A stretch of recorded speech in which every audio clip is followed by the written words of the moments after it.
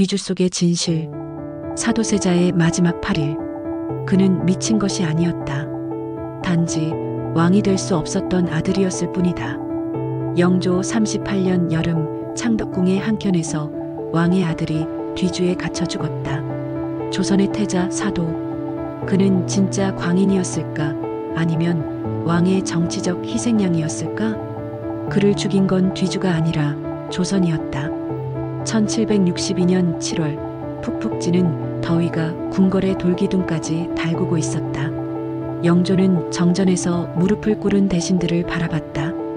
그의 눈은 피로와 광기로 번들거렸다. 내 아들이 나를 죽이려 했다.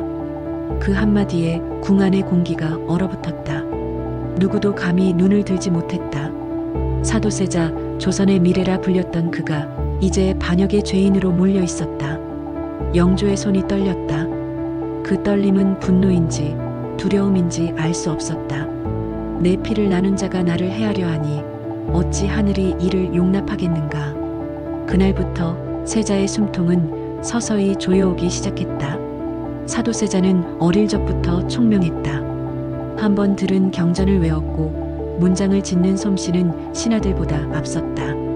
하지만 그 총명함이 문제였다. 세자는 말을 너무 많이 한다. 아버지의 뜻을 따르지 않는다. 영조의 귀에 들어간 말들은 모두 독이 되었다. 영조는 자신의 어린 시절을 떠올렸다. 천민의 아들이라 조롱받던 나날 왕이 되기 위해 깎고 또 깎았던 자존심. 그는 누구보다 완벽해야 했다. 그리고 그 완벽함을 아들에게 강요했다. 왕이 될 자는 울면 안 된다. 왕이 될 자는 사람을 믿지 않는다. 사도는 그 말을 믿었다. 하지만 그럴수록 그의 눈빛은 서서히 어두워져 갔다. 밤이면 환청이 들렸다. 죽여라, 그가 널 버릴 것이다. 칼을 든 세자가 자신의 그림자를 베어버리던 그날 궁의 하녀가 피를 흘리며 쓰러졌다. 그 피의 냄새를 영조는 이미 알고 있었다. 그는 탄식했다. 내가 낳은 괴물이다. 해경궁 홍씨는 모든 걸 알고 있었다. 남편의 불안정한 눈빛, 시아버지의 냉정한 시선. 그 사이에서 매일이 전쟁이었다. 저하, 제발 오늘만은 평온히 보내시옵소서. 세자는 대답 대신 벽을 바라봤다. 그 벽 너머엔 늘 누군가 있었다. 감시의 그림자. 모두 날 속이고 있어. 어머니도 아버지도. 해경궁은 눈을 감았다. 아들의 광기가 아니라 절망을 본 것이다. 그는 미치지 않았다. 단지 무너지고 있었다. 그녀는 몰래 아들에게 음식을 보냈다. 차디찬 여름밤 세자가 먹은 건 그저 찬 보리밥 한 덩이뿐이었다. 그것이 마지막 식사였다. 1762년 7월 4일 창경궁 앞마당. 영조는 명을 내렸다. 세자를 뒤주에 가두라. 세자의 눈동자가 크게 흔들렸다. 전하, 아버지, 전하, 제게 한 번만 가두어라. 뒤주의 문이 닫히는 순간 바람이 멎었다. 모든 궁녀와 내관이 숨을 죽였다. 첫째 날 세자는 울지 않았다. 둘째 날 목이 타오르기 시작했다. 셋째 날 그는 하늘을 보려 몸을 들었다가 이마를 부딪혔다. 그때마다 나무가 삐걱이며 신음했다. 아버지, 왜 그러십니까?